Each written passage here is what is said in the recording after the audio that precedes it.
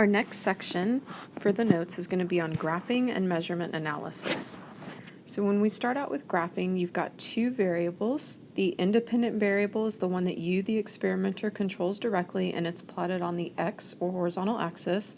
And the dependent variable changes as a result of the dependent variable, so it depends on it, and it is plotted on the y or the vertical axis. A lot of times in our labs, you'll see something that says plot a, say, distance versus time graph. Whenever you see something written as one variable versus another variable, it's always y versus x. So whatever quantity is mentioned first will be your dependent variable when you plot. Now, I know most of you have probably plotted line graphs before, but I just want to point out a couple of things that are important. You'll determine which variable is which, independent or dependent, and the range on which the independent variable is to be plotted. You'll need to determine if the origin is a valid data point. So is your line going to go through the origin, or will that be one of your actual data points? When you plot your graph, you want to spread out the data as much as possible. So don't have a tiny little graph just in a corner. You want to spread it out, and then also let each division on the graph paper stand for a convenient unit, and they all have to be equal. They must be the same division and spread out evenly. When you're working with the independent variable, you'll number and label the horizontal axis. You also need to include units in your label. And then you'll do those same steps for the dependent variable. After that, you can plot your data points on the graph, and then you're going to draw a best fit straight line or a smooth curve, depending on the trend of your data, through as many data points as possible. Sometimes this is called eyeballing or a trend line. Remember, you're just making your best estimation of the data points. It may not be exactly the same as what your lab partner would have done, but you're looking for a general trend. The important thing is not to connect the dots. This is do not connect the dots. You want to do a generic trend. And then you'll give your graph a title to say what it represents. There are 4 graphical relationships we're going to study. When I quiz or test you over these, I will ask you to be able to identify the shape of the graph and the corresponding equation that goes with the graph. For a direct variation, we're going to look at the general trend when you have y versus x. Your data should be a straight line that goes through the origin. And hopefully you've already calculated slope in another class and you know how to do that, but just in case, you would take the change in the y variables over the change in the x variables, or sometimes we call that rise over run. So a direct variation has the equation y equals mx. M represents the slope. It does intersect through the origin, and the way that these variables are related to each other, if one is small, the other is small. If one is large, the other is large. A linear variation is very similar to a direct variation, except now you're going to have a y-intercept. So when we look at our equation, this is the part that's different. So we'll say y equals mx plus b. Most of the graphs that you'll see in the labs or experiments that we're going to do in class are going to be direct or linear. The next type of graphical relationship is an inverse variation. On this one, you're going to see a general trend that looks something like this. So as one variable is decreasing, the other one is increasing. Your variables behave in opposite ways to each other. For this equation, you're going to see y equals a over x, and a is more of a placeholder. It's some sort of constant. We're interested in comparing y and x, the independent and dependent variables. So this will be your generic equation. It's easily recognizable because it's the only one of the formulas we're working with that has a fraction in it. We also have this term called asymptotic approach.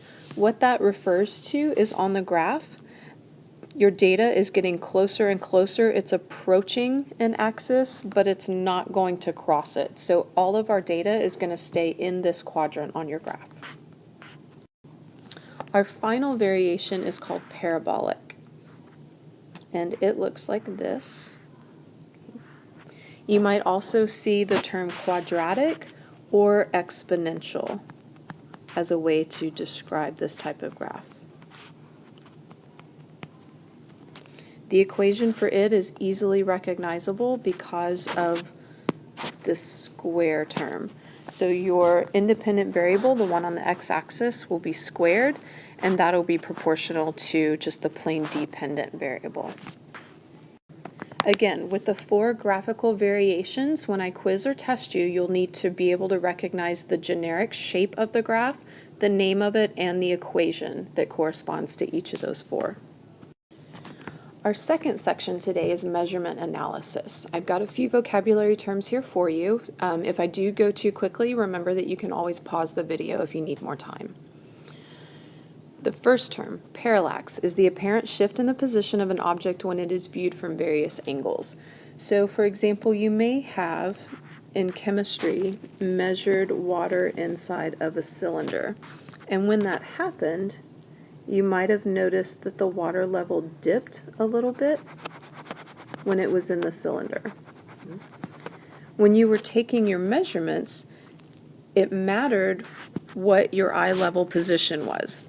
If you were to measure from up above, you might have viewed this mark as the level of measurement for your water inside of the cylinder. However, it's correct technique to get eye level with the cylinder. A little eyeball there for you. Okay. That way when you look across, you're reading the bottom of that curved part called the meniscus. This one would be the correct level to read. Another example you might try is to hold your thumb out at arm's length in front of you and look at it with your left eye closed and then with your right eye closed, and it'll look as though your thumb changes positions even though you're holding it still. So those are a couple of examples of parallax. So when we do our labs and you make your measurements, you want to make sure that you're using the proper technique and that you're getting eye level with anything that you're needing to take a data recording about. I included the next 2 terms in your notes, precision and accuracy, because sometimes people might get these confused or think that they're the same thing. They are in fact different. Precision is going to be the degree of exactness to which a measurement can be reproduced. So let's say you have a lot of trials in your lab experiment. If you get the same answer over and over again, that's going to indicate precision. So that reproduction of data is the key to recognizing it. Whereas accuracy describes how well the results of a measurement agree with an accepted value. You might get this on the first try. In order for something to be accurate, you do not have to have reproduced values. You just need to get the result that agrees with the expectation that you have in the lab itself. So only one trial is necessary for accuracy. To demonstrate the difference, I thought it would be helpful to use arrows on a bullseye target to represent the different cases. So we'll start with a bullseye that lands, an arrow that lands to the side, but I'm able to repeat that measurement. It may not necessarily be correct. I'm aiming for the bullseye and I don't hit it, but I am able to reproduce this measurement over and over again. So this would be an example of precision.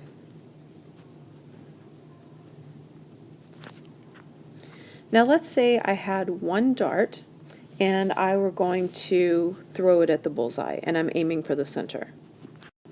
If I throw my dart or aim my arrow and hit it on the bullseye on the very first try, this would indicate that I have accuracy. I also have 2 more examples. There might be a possibility where you have someone throwing and they are absolutely horrible and scatter arrows or darts all over the target. So let's say this is you. There's no grouping of our arrows and none of them hit the target. This is neither precise nor accurate. And then our last case would be if you're an excellent dart thrower. So let's say we're aiming for the bullseye and all 3 of our arrows hit it. This is both accurate and precise. So there are 4 possibilities. Precision is when you have a grouping that is not hitting the target you're aiming for. Accuracy is hitting the bullseye. Neither all of our data is scattered all over. There's no grouping and nothing in the bullseye and the target that we're aiming for. And then lastly, we have both. We're really good. We were on target and we were able to reproduce those measurements. So that would be an example of both accuracy and precision. In our labs, we're going to be interested in how well we've been able to achieve the desired results. So we have something called relative or percent error. This is a formula that you're going to use throughout the year, so it's going to be good to keep it handy. We're going to say accepted value minus experimental value. And notice I have absolute value signs on the top. And then we divide by the accepted value and multiply by 100. Okay. Again, the accepted, this is what you're aiming for.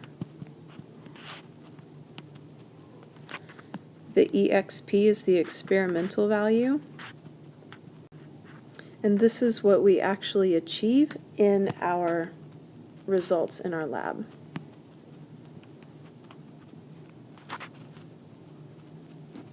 So again, the accepted is what you're hoping to get. The experimental is your actual data. The closer to 0% error or relative error you have, that means you are more accurate.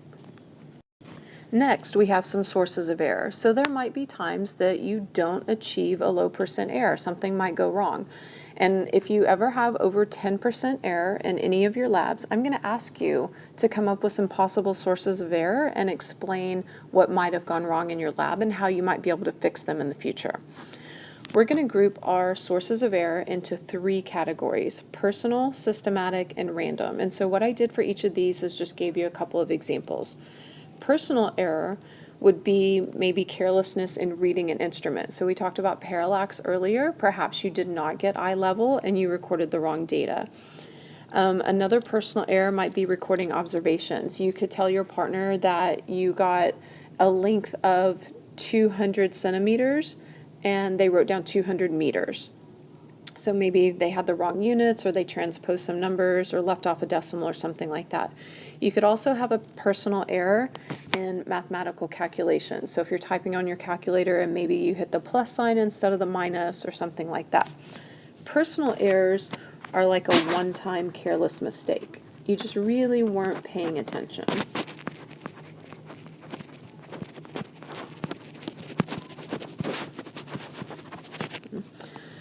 On the other hand, we might have a systematic error that could be associated with a particular instrument or technique. So for example, if there's something wrong with your equipment, then that would be a systematic error. So you're using the triple beam balance and it's not zeroed properly, so you're getting the incorrect mass measurements. That would be a systematic error. For this part that says bias on the part of an observer, this would be something perhaps like a bad habit.